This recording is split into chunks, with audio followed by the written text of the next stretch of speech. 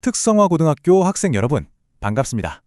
이번 시간에는 이 아두이노 메가이 560 키트를 가지고 전자회로 설계의 진짜 핵심 개념들만 쏙쏙 뽑아서 한번 정리해 보려고 합니다.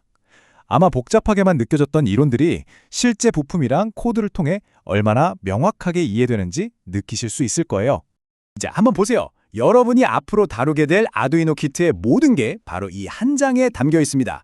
보면 50가지가 넘는 부품들이 있죠. 그리고 핵심 프로젝트까지 말 그대로 이 키트 하나만 있으면 전자공학의 기초를 탄탄하게 다지고 여러분 머릿속의 아이디어를 현실로 만들어낼 수 있다는 거죠. 오늘 우리는 바로 이 순서대로 개념의 사다리를 한 칸씩 올라가 볼 겁니다. 가장 기본이 되는 개념에서 시작해서 이 작은 조각들이 어떻게 서로 맞물려서 하나의 완전한 시스템을 만들어내는지 그 전체적인 흐름을 한번 따라가 보겠습니다. 자, 그럼 첫 번째 장입니다. 모든 것의 시작이죠. 바로 아두이노. 도대체 아두이노가 뭐고 이게 어떻게 컴퓨터 안의 디지털 세상과 우리 눈에 보이는 물리적인 세상을 연결해 주는지 한번 알아보겠습니다. 간단히 말해서 아두이노는 우리가 만들 프로젝트들의 두뇌라고 생각하시면 돼요. 주변 환경의 정보를 센서로 읽어드리고 그 정보를 바탕으로 판단을 내리죠. 그리고 그 판단에 따라 모터나 LED 같은 부품, 그러니까 액추에이터를 움직여서 현실 세계에 어떤 변화를 만들어내는 겁니다. 바로 이 그림이 코드가 현실이 되는 순간을 아주 잘 보여주고 있어요. 우리가 노트북에서 코드를 짜서 명령을 내리잖아요. 그 명령이 USB 케이블을 타고 아두이노 보드로 슝 하고 전달됩니다. 그럼 아두이노는 그 명령을 해석해서 디지털 신호로 바꿔주는 거죠. 그리고 그 신호가 연결된 LED에 불을 켜거나 모터를 돌리는 것처럼 실제 물리적인 움직임을 만들어내는 겁니다. 자, 이제 가장 기본적이면서도 제일 중요한 실습으로 넘어가 볼게요. 프로그래밍에 헬로 월드가 있다면 전자공학에는 바로 이게 있습니다. LED 켜기. 근데 회로를 바로 보기 전에 정말 작지만 아주 중요한 이 부품의 역할부터 짚고 넘어가야 돼요. 바로 저항입니다. 저항은 회로에 너무 많은 전류가 흐르지 않도록 막아주는 문지기 같은 역할을 하거든요. 아두이노가 5V라는 꽤 강한 전압을 보내는데 이게 그대로 LED로 가면 LED가 타버릴 수 있어요. 그래서 중간에 ohm의 법칙으로 계산한 이 220ohm짜리 저항을 딱 놔둬서 전류를 알맞게 줄여주는 거죠.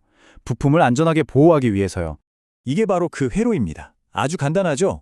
아두이노에 있는 GPIO 핀, 이건 범용 입출력 핀이란 뜻인데 여기서 하이 신호, 즉 5V를 보내면 전류가 저항을 거쳐서 LED를 통과하면서 불이 탁 켜지는 거예요. 반대로 로우 신호, 0V를 보내면 전류가 흐르지 않으니까 불이 꺼지고요. 정말 간단하죠? 그래서 핵심은 바로 이거예요. 디지털 신호라는 건 결국 켜짐과 꺼짐, 딱 이 두 가지 상태만 있다는 겁니다. 1 아니면 0인 거죠. 이 세상 단순한 원리가 앞으로 우리가 배울 모든 복잡한 제어 기술의 가장 근본적인 시작점이 되는 겁니다. 그런데 그냥 켜고 끄는 것만으로는 좀 아쉽잖아요? 뭔가 더 정교한 제어는 어떻게 할 수 있을까요? 자, 다음 단계로 넘어가 보죠. 이런 궁금증이 생길 수밖에 없어요. 아니, 0이랑 1, 켜고 끄는 것밖에 모르는 디지털 신호로 대체 어떻게 LED 불빛을 스르륵 밝아지게 하거나 모터 속도를 부드럽게 조절할 수 있을까요? 그 해답이 바로 PWMM이라는 기술에 있습니다. 펄스폭 변조. 말이 좀 어렵죠? 쉽게 말해 디지털 신호를 눈에 보이지 않을 만큼 아주 빠른 속도로 껐다 켰다를 반복하는 거예요. 그러면서 전체 시간 중에서 켜져 있는 시간의 비율, 이걸 듀티 사이클이라고 부르는데 이 비율을 조절해서 마치 전압 자체가 약해지거나 세지는 것 같은 아날로그적인 효과를 흉내내는 거죠. 이 RGB LED가 PWM이 얼마나 대단한지 가장 잘 보여주는 예시예요. 이 LED 안에는 빨강, 초록, 파랑, 3개의 작은 LED가 들어있거든요.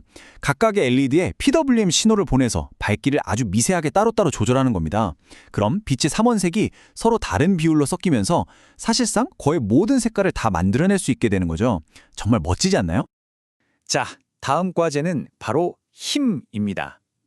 아두이노 혼자서는 감당하기 힘든 더 큰 힘이 필요한 부품들을 한번 다뤄보겠습니다. 왜냐면요. 아두이노의 디지털 핀 하나가 내보낼 수 있는 전류가 고작 20mA 정도밖에 안 돼요. 이 정도 힘으로는 작은 LED 하나 켜는 건 괜찮지만 윙 하고 돌아가는 모터를 돌리거나 삐 하고 큰 소리를 내는 버저를 울리기엔 택도 없이 부족하거든요. 바로 이 문제를 해결해주는 영웅이 바로 트랜지스터입니다. 트랜지스터는 작은 신호, 약한 전류를 이용해서 훨씬 큰 전류의 흐름을 제어하는 전자 밸브라고 생각하면 아주 쉬워요. 우리가 손가락으로 수도꼭지를 살짝 돌리는 힘으로 댐의 거대한 수문을 여는 것과 똑같은 원리죠. 이 회로도를 한번 보세요. 아두이노에서 나온 약한 신호가 트랜지스터의 베이스라는 다리로 들어갑니다.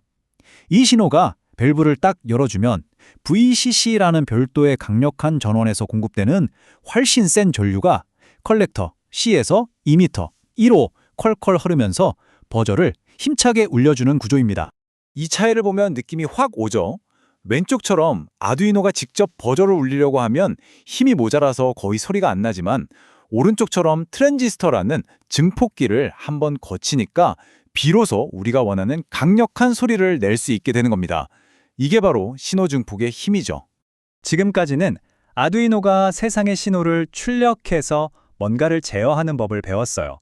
이제는 반대로 세상의 정보를 입력받아서 그 결과를 우리에게 전달해주는 방법을 알아볼 차례입니다.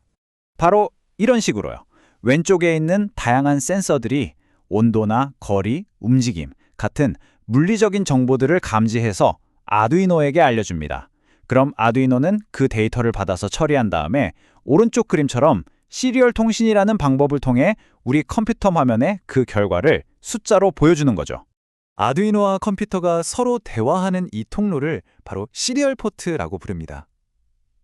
우리는 컴퓨터의 시리얼 모니터라는 창을 통해서 지금 아두이노가 어떤 센서 값을 읽고 있는지, 현재 상태가 어떤지를 실시간으로 들여다볼 수 있어요. 뭐랄까, 아두이노의 생각을 엿보는 창문 같은 거죠. 자, 이제 거의 다 왔습니다. 우리가 지금까지 배운 모든 조각들을 하나로 모아볼 시간이에요. 디지털 신호로 켜고 끄는 기본 제어, PWM을 이용한 섬세한 아날로그 표현, 트랜지스터를 통한 강력한 힘, 그리고 시리얼 통신을 통한 소통까지. 오늘 배운 이 기본 블록들은 그냥 따로따로 노는 기술이 아닙니다. 이들을 어떻게 연결하고 어떻게 조합하느냐에 따라 여러분만의 정말 창의적이고 혁신적인 프로젝트가 탄생하는 거죠. 마지막으로 여러분께 이 질문을 던지면서 마무리하고 싶습니다. 오늘 배운 이 기본 원리들을 레고 블럭이라고 생각해 보세요. 이 블럭들을 가지고 여러분 머릿속에만 있던 어떤 멋진 아이디어를 현실로 만들어 보고 싶으신가요? 그 무한한 가능성은 이제 여러분의 손에 달려 있습니다.